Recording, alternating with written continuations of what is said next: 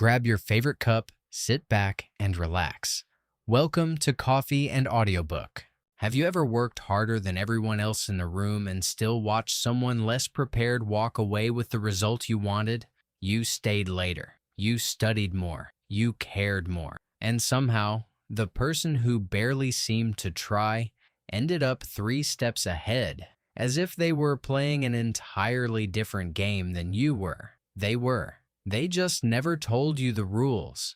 Most people are taught that effort is the answer to everything. Work harder, show up earlier, try more, and eventually the result will come. So you do exactly that. You push, you grind, you sacrifice, and still, somehow, the outcome slips away, again and again, toward people who seem to move with far less visible strain than you do. You were not lazy. You were not unworthy. You were simply fighting with effort in a game that is actually won with intelligence. Here is the idea that changes everything you are about to hear. Effort without direction is just motion. Intelligence is what turns motion into a result. That single distinction is the center of this entire audiobook. And once it settles into you, you stop admiring people who work themselves into exhaustion and start noticing the quieter people who somehow always seem to be standing exactly where the outcome eventually arrives. Over the course of this audiobook, you will learn how to think several moves ahead instead of reacting to whatever is directly in front of you. Why patience is a weapon, not a weakness. Why the sharpest people in any room are rarely the loudest.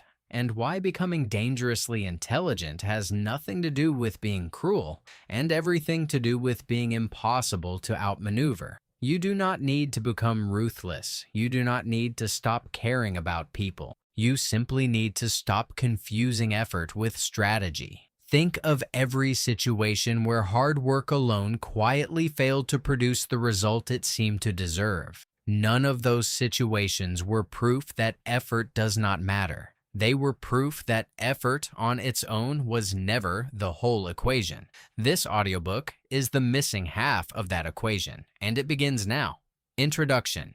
The game nobody explained to you. Somewhere early in life, you were handed a version of the world that turned out to be incomplete. Work hard, be honest, follow the rules, and the right outcome will eventually find you. For a long time, this felt true enough to keep believing it. And then slowly, evidence started arriving that told a different story. The colleague who prepared less but presented with total conviction got the promotion. The competitor who broke no obvious rule yet somehow always landed 1 step ahead kept winning quietly. The version of the world you were handed was not false. It was simply half of the picture. The missing half is intelligence, not the kind measured by a test score, but the kind measured by how well you read situations, anticipate consequences, and choose your moves before you are forced into them. This audiobook exists to hand you that missing half. Sun Tzu, writing in The Art of War over 2,000 years ago, said, "Know yourself and know your enemy." Most people only ever learn half of that instruction. They study themselves, their goals, their effort, their intentions. They rarely study the terrain they are actually operating in, the incentives of the people around them, the patterns that determine who actually wins in any given environment. Studying only yourself while ignoring the terrain is like training relentlessly for a race while never once looking at the track. Dangerous intelligence, the phrase at the center of this audiobook, is not about becoming cold, cruel, or manipulative. It describes something closer to a chess player who has learned to see 5 moves ahead while everyone else is still reacting to the move that just happened. It describes someone who has learned to separate emotion from decision, patience from passivity, and effort from strategy. This person is not dangerous to the people around them. They are dangerous to the idea that hard work alone is enough, because they have quietly discovered what actually determines outcomes, and they have stopped leaving that discovery to chance. Across the chapters ahead, you will learn to see the difference between busy and effective. The 5 mental traps that keep most people reactive instead of strategic. How to think several moves ahead in ordinary situations, and how pressure, patience, and even defeat can be trained into advantages rather than simply endured as pain. None of this requires natural genius. It requires a shift in where attention gets placed, from effort as the whole answer to intelligence as the missing half that effort was always waiting for. None of this requires a special title, a formal education, or a naturally calculating personality. It requires attention, redirected away from how much is being attempted and toward whether what is being attempted is actually the right target in the first place. That redirection alone, practiced consistently, is what separates a mind that works itself into exhaustion chasing outcomes from a mind that arrives at those same outcomes having spent considerably less of itself getting there. Chapter 1. The difference between busy and dangerous. Busyness feels like progress. It produces sweat, exhaustion, a full calendar, a long list of tasks completed by the end of the day. This is exactly why it is so easy to mistake busy for dangerous and so costly to keep mistaking one for the other for years at a time.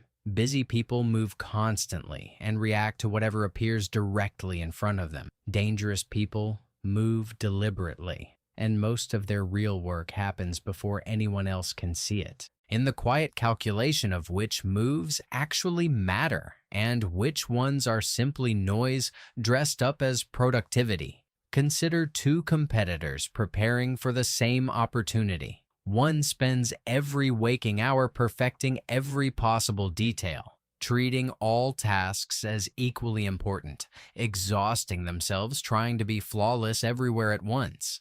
The other studies the specific criteria that will actually decide the outcome, identifies the 2 or 3 factors that carry the most weight, and pours nearly all of their limited energy into exactly those factors, ignoring the rest almost entirely. The first competitor works far harder. The second competitor, more often than not, wins, not because they cared less, but because they understood that effort spread evenly across everything is effort wasted on most of it. This is the first mental shift dangerous intelligence requires. Before asking how much effort a task deserves, ask a different question first. Does this task actually move the outcome? Or does it simply feel productive while quietly changing nothing that matters? Most calendars, most to-do lists, most exhausting weeks are full of tasks that pass this second test and fail the first one completely. Being busy protects a certain kind of comfort. It allows you to feel that you are trying without ever having to sit with the harder, more uncomfortable question of whether you are trying at the right thing. Dangerous intelligence trades that comfort for a colder, more useful habit, regularly stopping to ask what actually matters here and having the discipline to abandon everything else, even when abandoning it feels at first like giving something up. Picture a student preparing for a major exam that covers 10 broad topics, but where the actual grading weight is concentrated almost entirely on 3 of them. The busy student spends equal hours across all 10, feeling admirably thorough and disciplined by the end of each study session. The dangerous student spends a short amount of time confirming exactly where the weight sits, then spends the overwhelming majority of remaining hours on those 3 topics specifically, accepting a weaker grasp of the other 7 in exchange. On exam day, the second student typically scores higher, not from more total hours invested, but from hours invested where they actually convert into the outcome being measured. This same logic applies far beyond exams. Nearly every environment, a job, a fitness goal, a creative project, has a small number of factors that disproportionately determine the final result, and a much larger number of factors that feel important but barely move the outcome at all. Dangerous intelligence spends deliberate time identifying which category each task actually belongs to before deciding how much of a limited day gets handed over to it. There is a simple weekly habit worth adopting here, reviewing the past several days honestly and sorting completed tasks into two piles: those that genuinely moved something important forward, and those that simply felt productive while changing very little. Most people, doing this honestly for the first time, are surprised by how small the first pile actually is compared to the second. And that surprise, uncomfortable as it is, tends to be the exact moment the shift from busy to dangerous genuinely begins. Chapter 2: The 5 Mental Traps That Keep You Reactive. Before real strategic thinking becomes possible, the habits that keep most people purely reactive need to be identified and removed. These 5 traps are common, quiet, and remarkably effective at keeping intelligent, capable people stuck one step behind, no matter how hard they work. The first trap is urgency addiction, treating whatever feels most urgent right now as automatically the most important thing to handle. Urgency is loud. Importance is often quiet. The message that just arrived, the small fire that just started, constantly pulls attention away from the slower, quieter work that actually determines long-term outcomes, precisely because urgency always feels more pressing in the moment than importance ever does. The second trap is emotional decision-making, letting a current mood decide a long-term move. Frustration produces reckless decisions.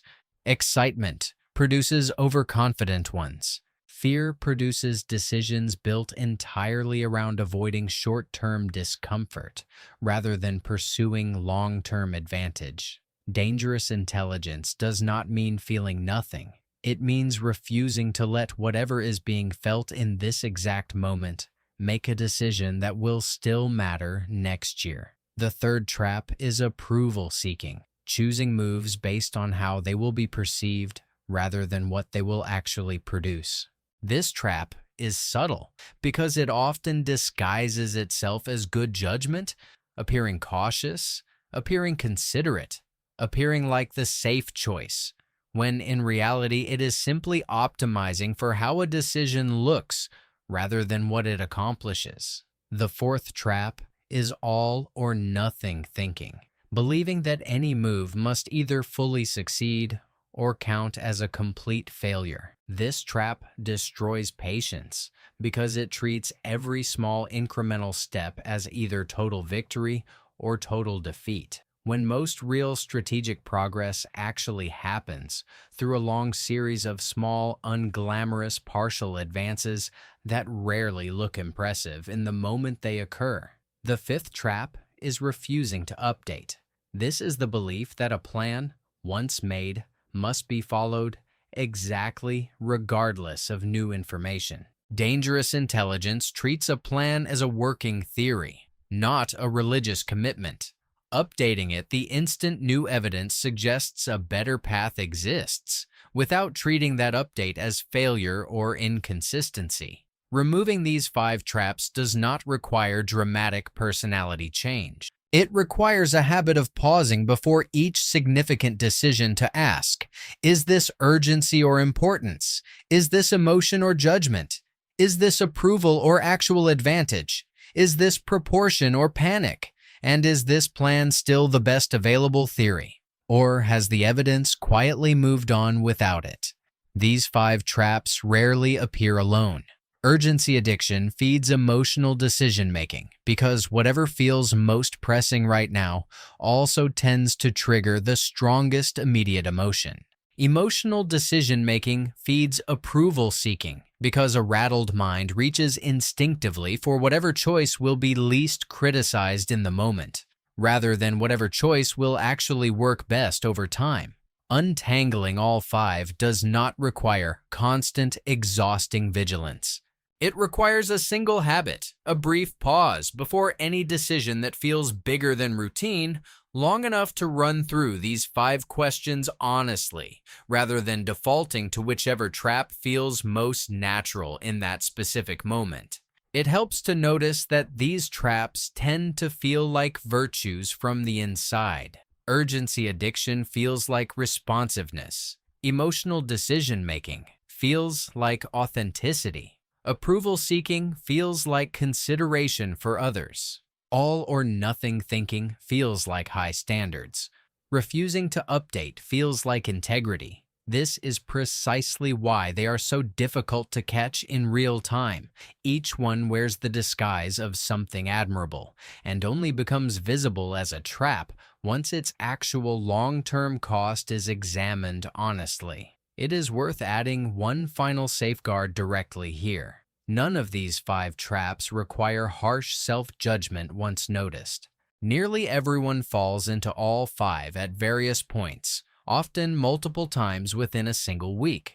The goal is not permanent immunity to them, which does not realistically exist. The goal is catching them slightly sooner each time, so that the eventual cost of any single trap shrinks, even as the traps themselves keep occasionally reappearing throughout an ordinary, imperfect life. Consider a simple test that separates a reactive decision from a strategic one, regardless of which specific trap might be operating in the background. Before acting, ask whether this exact decision would still look reasonable a full week from now, once the current urgency, emotion, or social pressure has naturally faded.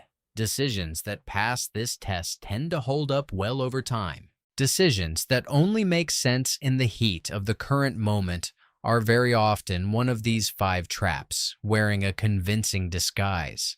Before we move into the next chapter, if this way of thinking is already starting to feel useful, this is a good moment to hit subscribe, because every audiobook in this series builds toward the same underlying skill: thinking clearly and strategically in a world that constantly rewards whoever reacts fastest rather than whoever thinks best.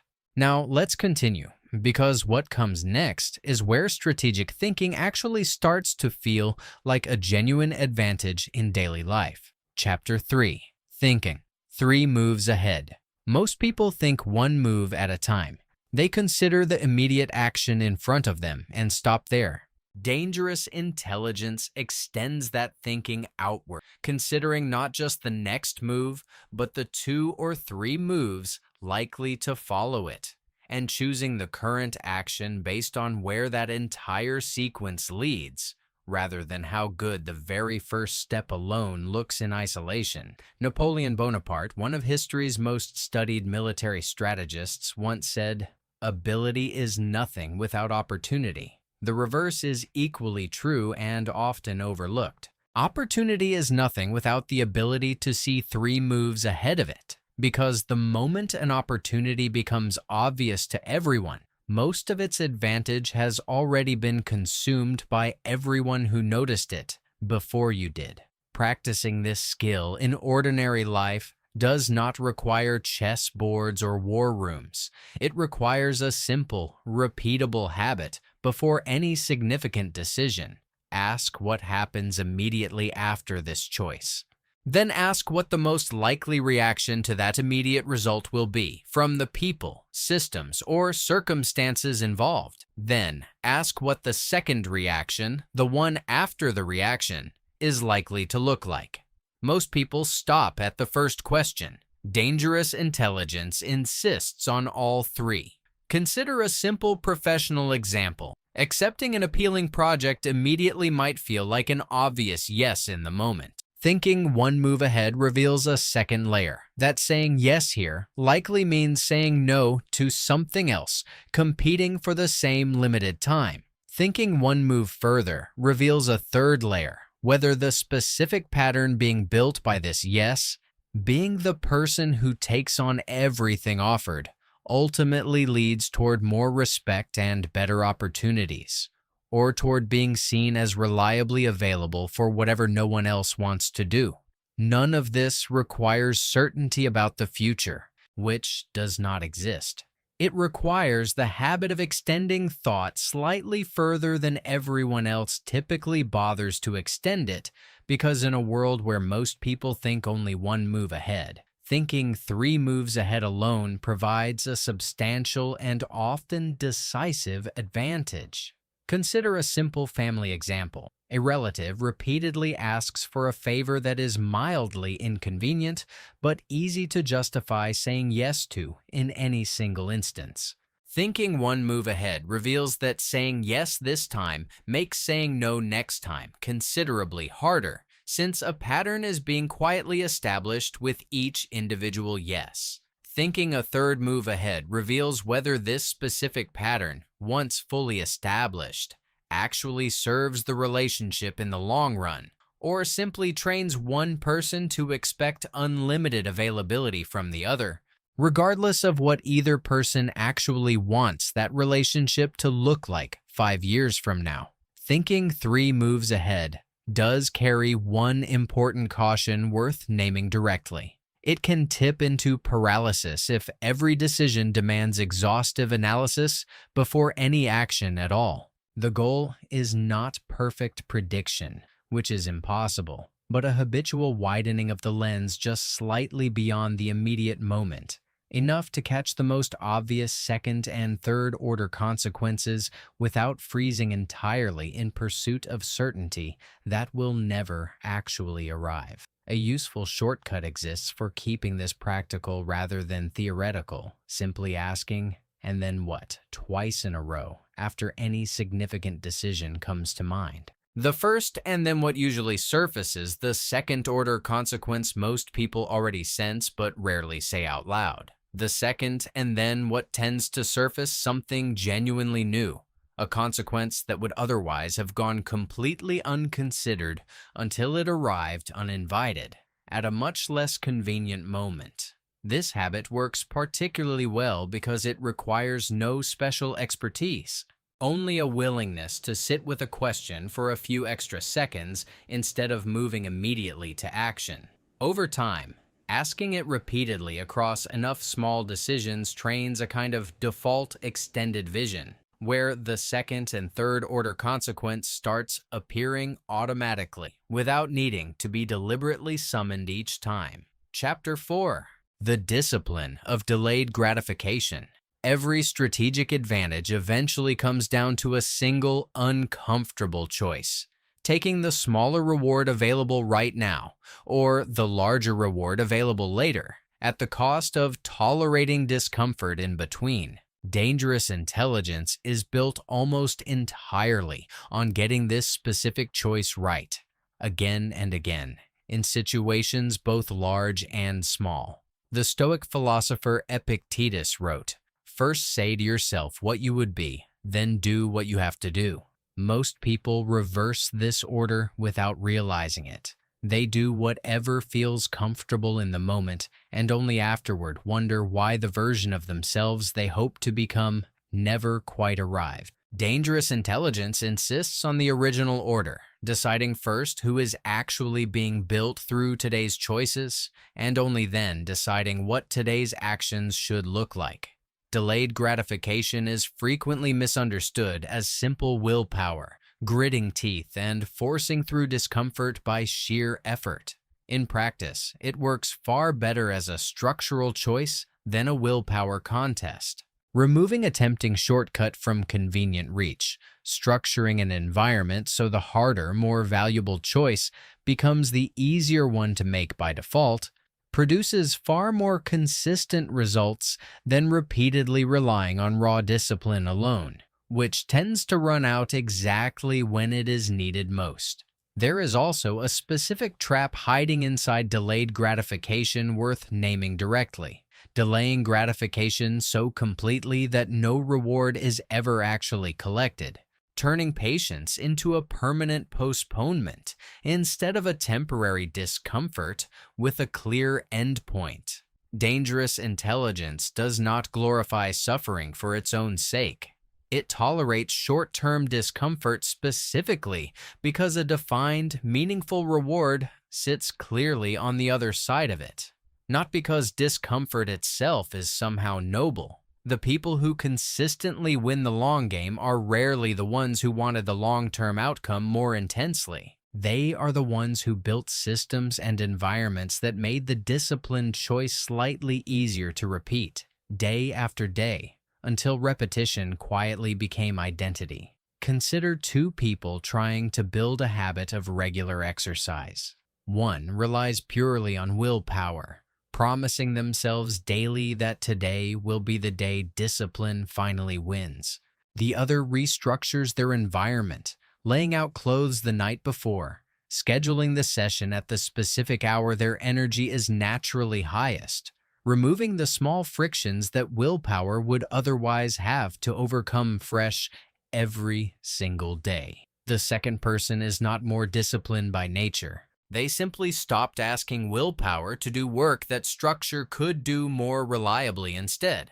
There is also a longer-term version of delayed gratification worth naming, one that spans years rather than days. A career choice that trades a smaller salary now for significantly stronger skills and reputation later. A relationship that trades short-term excitement for a slower, steadier trust built over time. In each case, the discomfort of the delay is real, and so is the tendency, in a culture saturated with immediate rewards, to mistake the person choosing patience for someone missing out, right up until the years actually pass and the comparison quietly resolves itself. It also helps to periodically revisit the actual reward being delayed toward, rather than simply enduring discomfort indefinitely on faith alone. A vague, unexamined sense that patience will eventually pay off tends to erode over time. A specific, clearly named reward, revisited occasionally and adjusted if circumstances genuinely change, keeps delayed gratification anchored to something real, rather than becoming an open-ended sacrifice with no defined endpoint at all. Chapter 5. Turning Pressure into Precision. Pressure exposes the gap between busy and dangerous faster than almost anything else. Under comfortable conditions, both types of people can appear identical, prepared, capable, confident. The moment real pressure arrives, a deadline moved up, a plan collapsing, an unexpected obstacle, the difference becomes impossible to hide. Busy people, under pressure, tend to accelerate everything at once, moving faster, reacting to every new development immediately, mistaking speed itself for competence. Dangerous intelligence responds to pressure with the opposite instinct, slowing internal decision-making precisely when external circumstances are speeding up, creating a small but critical gap between stimulus and response, where genuine strategic thought can still occur. Marcus Aurelius wrote that you have power over your mind, not outside events. Realize this, and you will find strength. Pressure itself cannot be controlled. A deadline moves regardless of feelings about it. An obstacle appears regardless of preparation. What remains controllable, even under total pressure, is the internal process used to respond to it, and that internal process is precisely where dangerous intelligence does its most valuable work. A practical example makes this concrete. Two people receive the same unwelcome news. A critical resource has just become unavailable with almost no notice. The first person immediately begins reacting, contacting everyone at once, changing multiple plans simultaneously, operating from pure adrenaline. The second person takes a brief, deliberate pause, identifies the 2 or 3 factors that actually matter most in this specific situation, and only then begins moving, with far fewer total actions taken, and a dramatically higher proportion of those actions actually solving the real problem, instead of simply venting the anxiety the situation produced. Precision under pressure is not the absence of urgency. It is the refusal to let urgency dictate the quality of thinking that precedes action, which is exactly what separates a dangerous response to a crisis from a merely busy one. This same principle, scales down to far smaller moments than an outright crisis. A sharp, unexpected criticism in a meeting produces an immediate urge to respond defensively within seconds. Dangerous intelligence tolerates a brief, uncomfortable silence instead, long enough to determine whether the criticism contains something worth using before responding at all. That brief pause, uncomfortable as it feels in the moment, is very often the entire difference between a defensive reaction that escalates a small friction and a measured response that quietly ends it. Precision under pressure can be trained deliberately, in low-stakes settings, long before a genuine crisis arrives. Practicing the habit of a brief pause before responding to minor daily frustrations, a delayed reply, an inconvenient change of plans, builds exactly the same muscle that later gets called upon during a genuine emergency. Waiting for a real crisis to practice calm precision for the first time is itself a strategic mistake worth avoiding entirely. There is also a physical component worth naming briefly, since the mind rarely operates independently of the body carrying it. A few slow breaths, a brief change of physical posture, or simply stepping away from a screen for a short moment are not soft, sentimental additions to strategic thinking. They are practical tools for interrupting the body's automatic stress response long enough for the slower, more deliberate parts of the mind to actually engage, rather than being overridden entirely by pure adrenaline. There is a specific reason this matters strategically, not just for personal comfort. Decisions made while the body's stress response is fully activated tend to narrow towards short-term, threat-focused thinking, exactly the mode least suited to complex, multi-step strategy. Allowing even a brief window for that physical response to settle is not a delay in decision-making. It is what makes genuinely strategic decision-making possible at all, rather than simply fast, reactive decision-making dressed up as confidence under fire. Chapter 6. The Power of Selective Ruthlessness. Every strategic advantage requires giving something up. Time spent on one commitment cannot simultaneously be spent on another. Energy invested in one relationship, project, or goal is, by definition, energy unavailable for something else competing for the same limited resource. Dangerous intelligence accepts this trade-off directly and consciously, rather than pretending it does not exist. Selective ruthlessness does not mean cruelty toward people. It means clarity about commitments, obligations, and habits that no longer earn their place, and the willingness to remove them deliberately, rather than let them quietly drain resources indefinitely, simply because removing them feels uncomfortable or socially awkward in the moment. Consider the common pattern of continuing a commitment, purely because stopping it would require an uncomfortable conversation. A project maintained past its usefulness, a habit continued past its value, a relationship preserved past its mutual benefit, purely to avoid the discomfort of ending it cleanly. Dangerous intelligence treats that discomfort as a small, one-time cost, weighed honestly against the much larger ongoing cost of continuing something that no longer serves its original purpose. This same selectivity applies to information and opportunity, not only commitments. Saying yes to everything offered feels generous and open-minded in the short term, and it quietly guarantees mediocre attention spread across too many things rather than exceptional attention, focused on the few things that actually matter most. Selective ruthlessness means saying a clear, respectful no to good opportunities, specifically in order to say a full, committed yes to the few opportunities that are actually great. None of this requires becoming harsh or dismissive toward people. It requires an honest, ongoing audit of where time, energy, and attention are actually flowing, and the willingness to redirect them deliberately, even when the current path feels comfortable, simply because it is familiar. There is a specific fear worth naming directly here. The fear that saying no to something will be read as arrogance, ingratitude, or a lack of team spirit. In practice, the opposite tends to be true over time. People who say yes to everything eventually become associated with mediocre, scattered results because their attention was never concentrated enough to produce anything exceptional.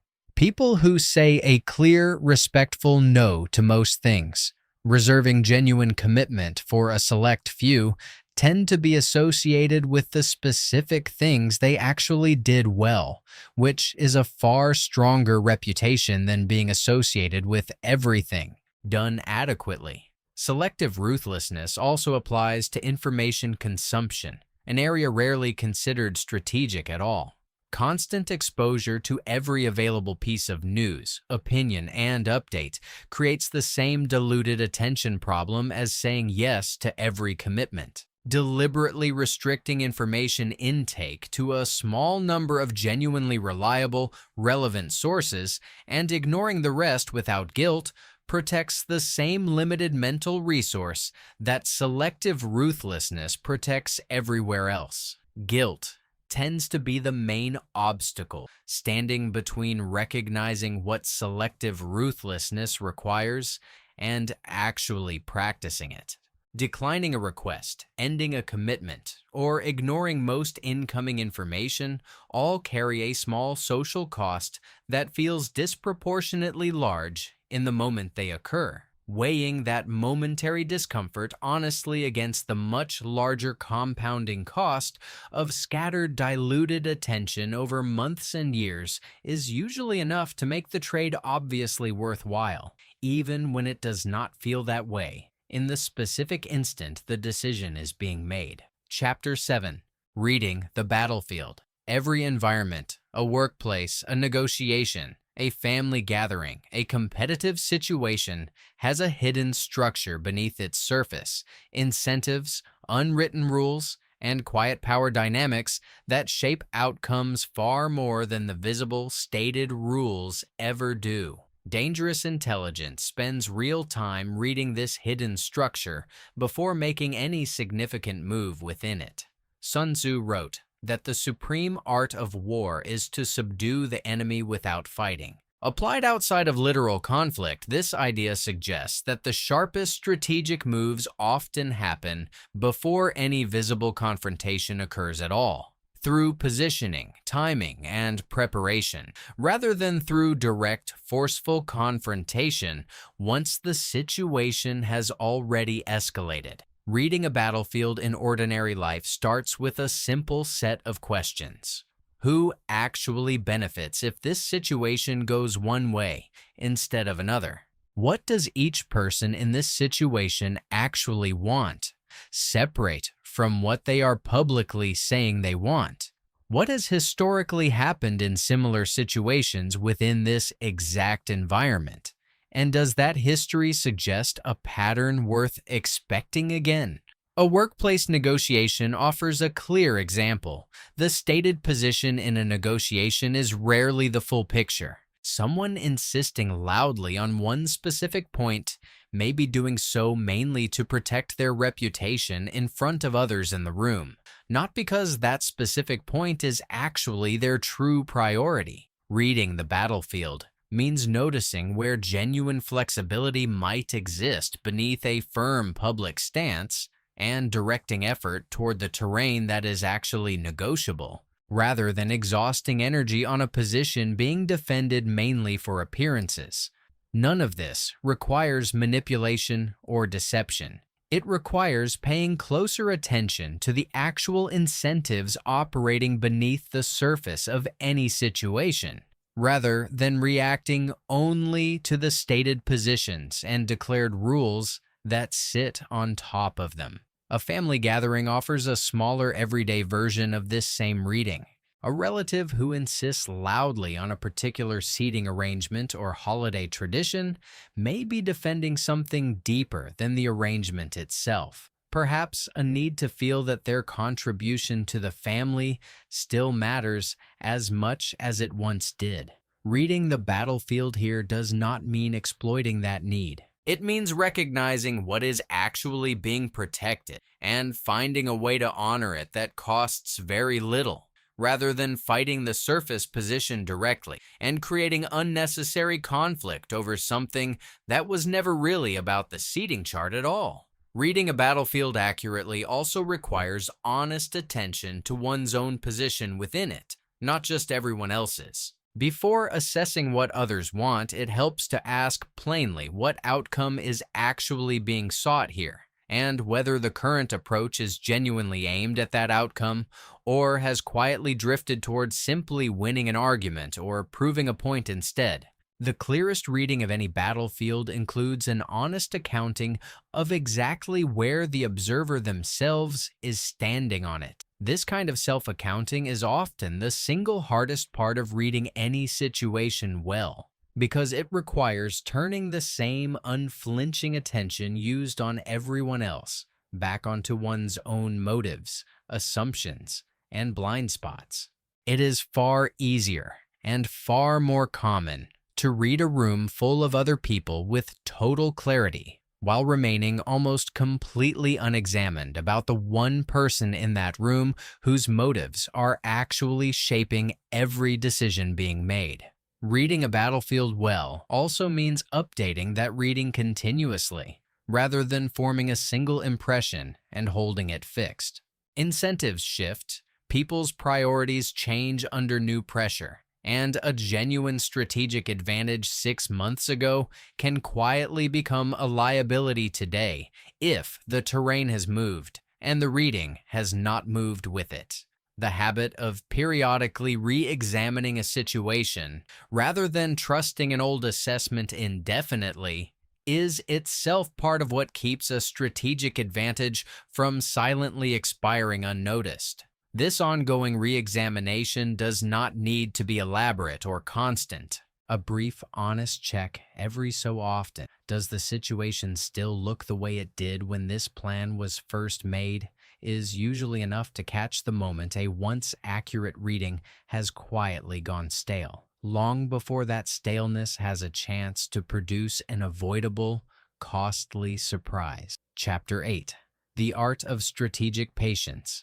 Patience is frequently mistaken for passivity, simply waiting without acting. Strategic patience is entirely different. It is the deliberate choice to withhold action until the specific conditions that make that action effective have actually arrived, rather than acting the moment an impulse or an opportunity first appears. Consider two investors facing an identical opportunity. One acts immediately, driven by the fear of missing out on a moment that feels urgent and fleeting. The other waits, gathering more information, watching how the situation actually develops before committing significant resources to it. The first investor sometimes gets lucky. The second investor, across a long career, tends to accumulate a far stronger overall record, precisely because patience filtered out a large number of opportunities that looked appealing in the moment and would have quietly failed under slightly more scrutiny. Strategic patience requires tolerating a specific discomfort that most people instinctively avoid, watching an opportunity pass by without immediately acting on it, trusting that a better moment, a clearer signal, or additional necessary information is still worth waiting for. This tolerance is not natural. It is trained the same way any discipline is trained, through repeated practice and a track record that gradually proves its value. There is an important distinction to draw here between strategic patience and simple avoidance dressed up as patience. Genuine strategic patience is actively gathering information and waiting for a specific, identifiable condition to be met. Avoidance disguised as patience is simply delaying a decision indefinitely out of fear, with no clear condition being waited for at all. The test is simple. Can the specific condition being waited for actually be named? If it cannot, what looks like patience is very often simply fear, wearing patience as a more respectable costume. Strategic patience also requires a specific kind of comfort with looking, temporarily, less impressive than someone acting immediately. The person who waits while others move quickly can appear hesitant or behind, right up until the moment their patience is vindicated by a result the faster movers never achieved. Tolerating that temporary appearance without rushing to correct the impression it creates is itself part of the discipline. Because chasing the appearance of decisiveness is exactly the kind of approval seeking that strategic patience is designed to avoid. There is a useful practice for building this tolerance gradually, deliberately choosing to wait slightly longer than feels comfortable on smaller, lower stakes decisions, purely to build the habit before it is needed on something significant. A day spent before responding to a minor provocation, a week spent before committing to a moderately appealing opportunity. These small repetitions build the exact capacity that larger, higher stakes moments will eventually demand without warning. There is a quiet reward to strategic patience beyond the practical outcomes it produces. A mind that has genuinely learned to wait tends to experience far less background anxiety than a mind constantly scanning for the next opportunity to seize immediately. Patience, properly trained, is not only a strategic tool, it is also quite simply a calmer and more sustainable way to move through an environment that constantly pressures everyone toward premature action. Chapter 9. Learning from defeat without being defined by it. Every strategic mind eventually loses, misjudges a situation, commits to a plan that fails, or gets outmaneuvered by someone who read the terrain more accurately in that particular moment. The difference between someone who becomes dangerously intelligent over time and someone who stays permanently reactive is not the presence or absence of defeat. It is what happens in the days immediately following it. Friedrich Nietzsche wrote that what does not kill you makes you stronger. This idea has become common enough to lose some of its force, but the underlying mechanism is worth examining directly. Defeat only produces strength when it is examined honestly afterward, extracting the specific, correctable error that led to it. Defeat that is simply endured without that honest examination produces bitterness and caution far more often than it produces strength. There is a specific trap worth naming here directly, treating a single defeat as proof of a permanent, unchangeable limitation, rather than as data about one specific decision made under one specific set of conditions that can be studied and corrected going forward. A single failed negotiation does not prove an inability to negotiate. It reveals one specific miscalculation worth identifying precisely, then adjusting before the next attempt. The most dangerous, strategically capable people are rarely the ones who have never lost. They are the ones who have lost enough times and studied each loss honestly enough that the same specific error rarely repeats itself twice. Their advantage was never the absence of defeat. It was the refusal to waste a defeat by failing to learn the one specific lesson it was quietly offering. There is a practical habit worth building directly from this idea.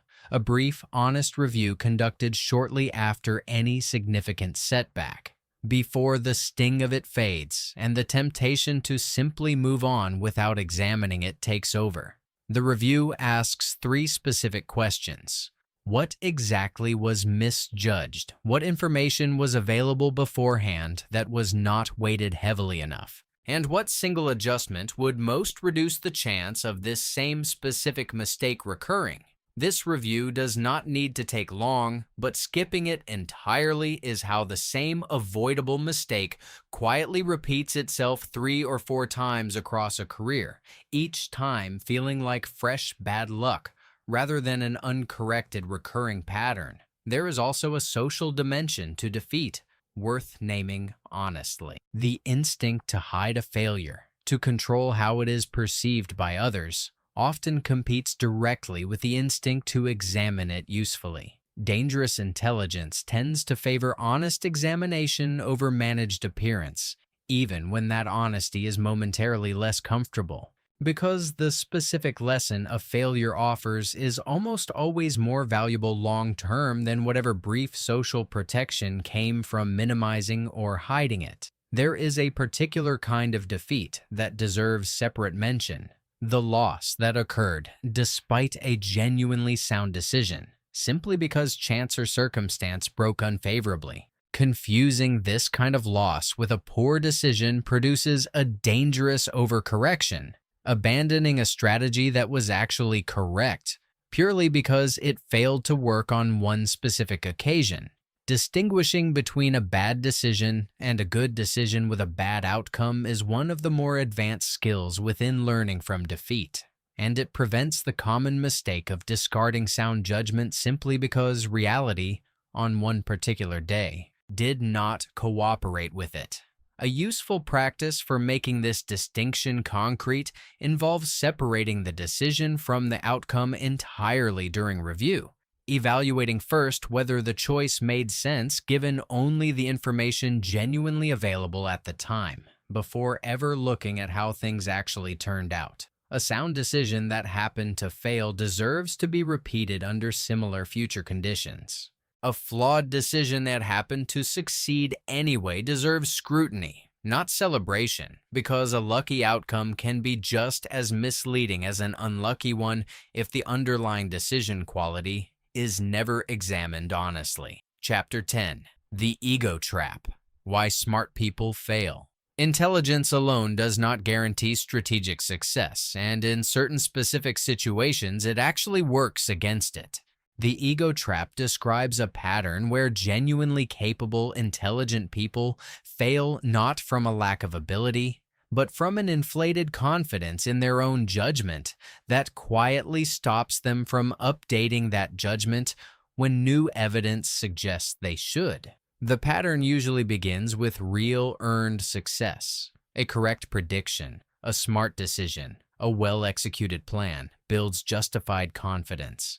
The trap appears when that confidence hardens into an identity, being the person who is always right, rather than remaining simply someone who has been right often enough so far. Once identity becomes attached to being right, being wrong stops feeling like useful information and starts feeling like a threat to be defended against, rather than data to be examined honestly. This produces a specific observable behavior, defending an original position even as contrary evidence accumulates, because updating the position now feels like losing something more personal than simply being incorrect about one particular decision. Dangerous intelligence protects against this trap through a specific habit, treating every position as a working theory rather than a fixed identity, so that updating a belief feels like an ordinary part of thinking clearly, rather than a personal defeat requiring defense.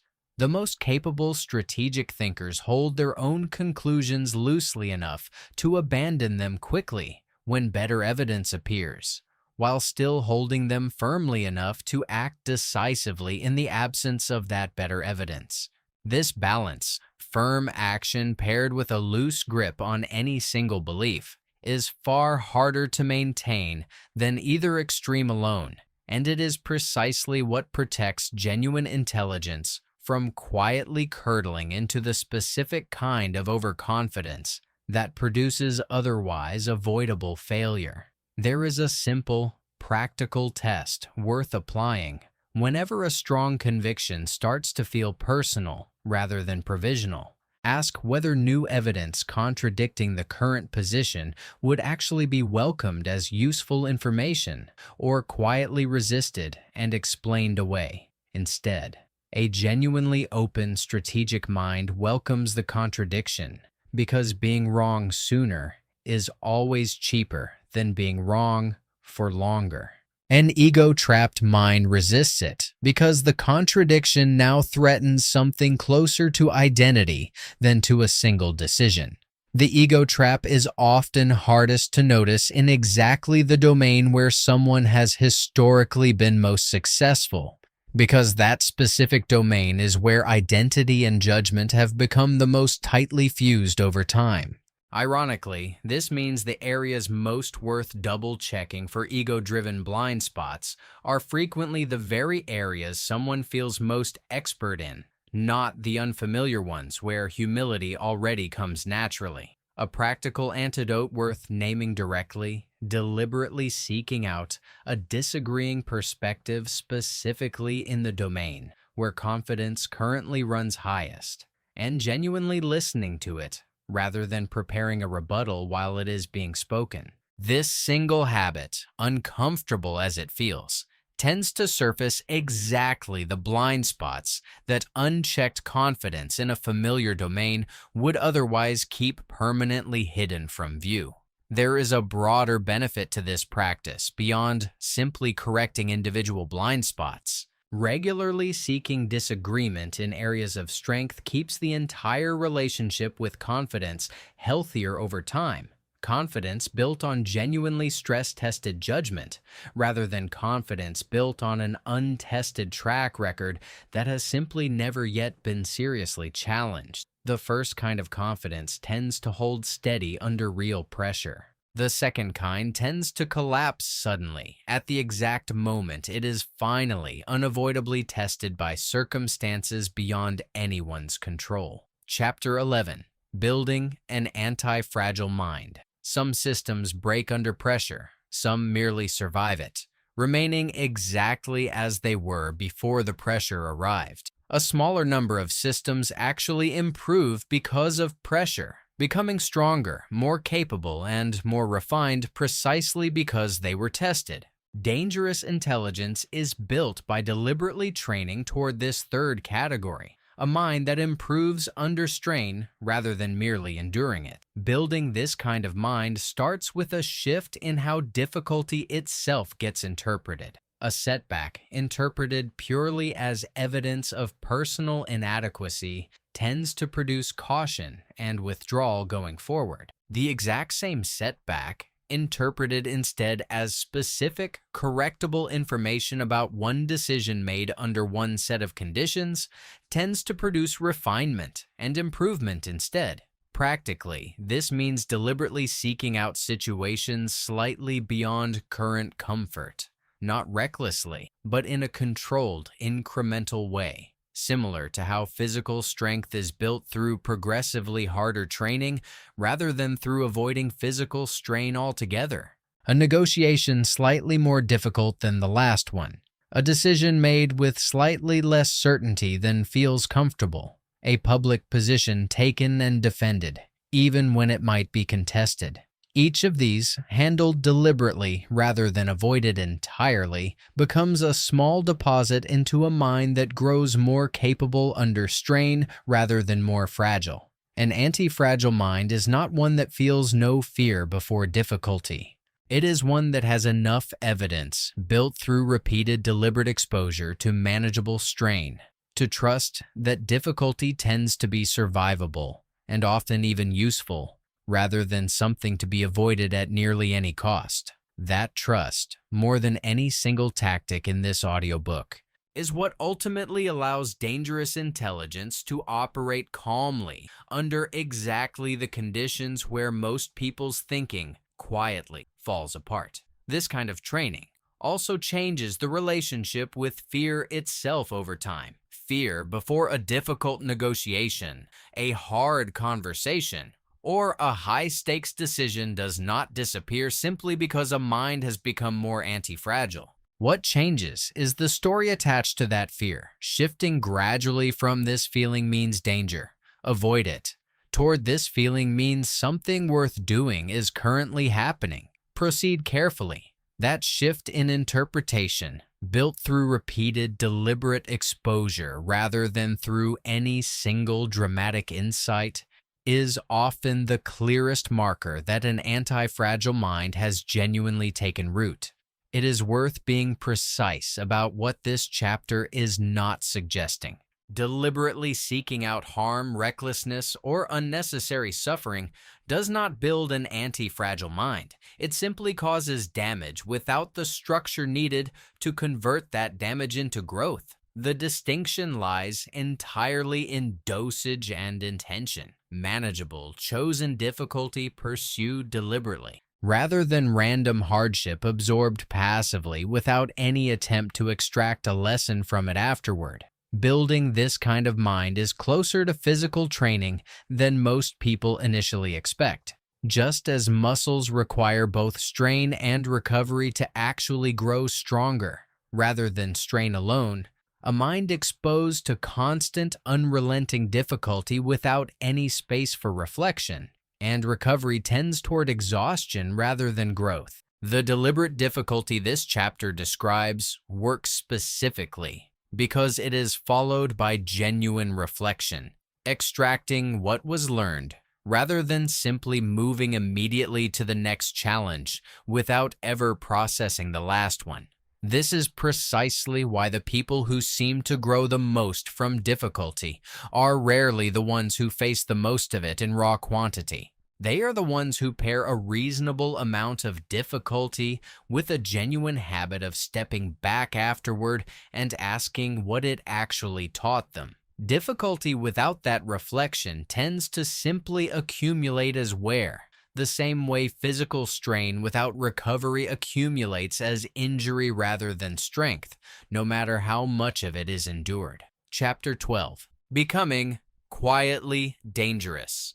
Everything covered in this audiobook points toward a single integrated way of moving through the world, rather than a stack of separate tactics to be deployed individually when convenient. Strategic thinking, delayed gratification, patience, selective ruthlessness, learning from defeat, and an anti-fragile mind are not independent skills. They are different expressions of the same underlying orientation, treating outcomes as something to be engineered deliberately rather than something to be hoped for while working as hard as possible and waiting to see what happens.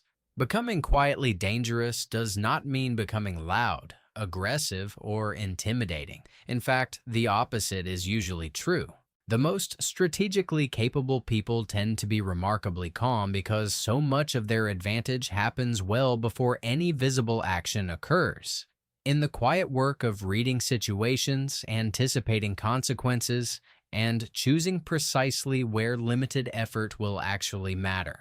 By the time a visible move finally happens, most of the real strategic work has already been completed. This shift changes daily life in a quiet but significant way. Effort stops being treated as automatically virtuous regardless of where it is directed. Urgency stops being mistaken for importance. A single defeat stops being treated as a permanent verdict on ability. Confidence stops requiring the illusion of never being wrong and starts requiring only the willingness to update quickly when being wrong becomes clear. None of this requires becoming a different, harsher person. It requires directing the same care, the same intelligence, and the same effort that was always present toward a clearer, more deliberate target, rather than scattering it evenly across everything that simply happens to demand attention on a given day.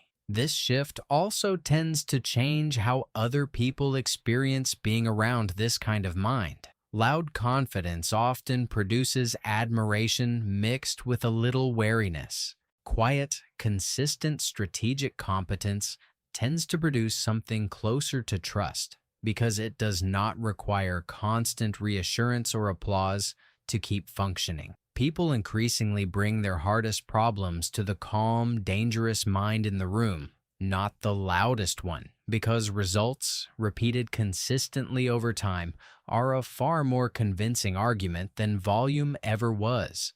There is a final distinction worth carrying forward from everything covered in this audiobook. Dangerous, in the phrase dangerous intelligence, was never meant to describe a threat directed at other people. It describes a mind that has become genuinely difficult to derail through urgency, through ego, through impatience, through fear of a single defeat. That kind of steadiness is dangerous only to whatever used to be able to knock a less trained mind off course. And it is precisely that steadiness, more than any single tactic covered here, that ultimately produces the quiet, consistent results this entire audiobook was built to help create. Conclusion: the quiet advantage. Dangerous intelligence was never about being cruel, cold, or manipulative. It was about closing the gap between how hard someone works and how much that work actually produces, a gap that effort alone, no matter how sincere or exhausting, has never been able to close on its own. Throughout this audiobook, the same idea kept returning in different forms. Busyness is not the same as effectiveness. Urgency is not the same as importance. Confidence is not the same as being correct. And the people who consistently win the long game are rarely the ones trying hardest in any single visible moment. They are the ones who learn to think several moves ahead, tolerate short-term discomfort for a clearly defined longer-term reward, and treat every belief, plan, and position as something to be updated the moment better evidence arrives, rather than defended purely to protect an identity built around being right. This knowledge does not remove the need for effort. It redirects effort toward the places where it actually compounds into something meaningful, rather than dissolving evenly across a long list of tasks that feel productive without changing anything that matters. A dangerously intelligent mind still works hard. It simply refuses to confuse hard work with a guarantee of results and insists instead on pairing that hard work with clear, honest thinking about where it should actually be spent. There is a quiet peace available in this shift as well. Once outcomes stop depending entirely on outworking everyone else, the exhausting, anxious comparison to people who seem to try harder finally starts to ease. What replaces it is a steadier, more sustainable form of confidence, built not on constant motion, but on the quiet certainty that effort, aimed correctly, tends to arrive exactly where it needs to, without needing to be forced there through sheer exhaustion. Carry this quietly, use it without cruelty, and let it change. Not how much effort gets given to the world, but where that effort finally, deliberately gets aimed. Think back to where this audiobook began. The exhausting feeling of working harder than everyone else and still watching the outcome slip towards someone who seemed to try less. That feeling was never proof of unfairness in the world. It was an early, unrefined signal that effort and strategy had quietly become disconnected somewhere along the way. What this audiobook offered was not a shortcut around effort. It was the missing half that effort had been waiting for the entire time: direction, patience, and the discipline to aim hard work at exactly the place where it could finally do what it was always capable of doing. One final thought worth carrying forward. None of the ideas in this audiobook require abandoning the values that brought effort into the picture in the first place: care, honesty, genuine commitment to the people and goals that matter. What changes is not the sincerity behind the effort, but the precision with which it finally gets aimed. And it is that precision, quietly practiced over enough ordinary days, that eventually turns hard work into the results it always deserved to produce. There is a simple way to measure whether this shift has genuinely taken hold, beyond simply agreeing with the ideas while listening. Notice, over the coming weeks, whether decisions start feeling slightly less rushed, whether a brief pause before reacting starts happening more naturally, and whether the instinct to work harder on everything starts giving way, gradually, to a quieter instinct to first ask what actually matters here. That gradual shift, more than any single insight from any single chapter, is where dangerous intelligence stops being an idea listened to and becomes simply how a mind has learned to operate. None of this asks for perfection. It asks for direction, a little more often than not, aimed slightly more deliberately than before, at exactly the places where quiet, sustained attention tends to compound into results Loud effort alone was never quite able to reach on its own. This has been Coffee and Audiobooks. Until the next chapter, keep your coffee close, keep your mind sharp, and keep playing the longer game.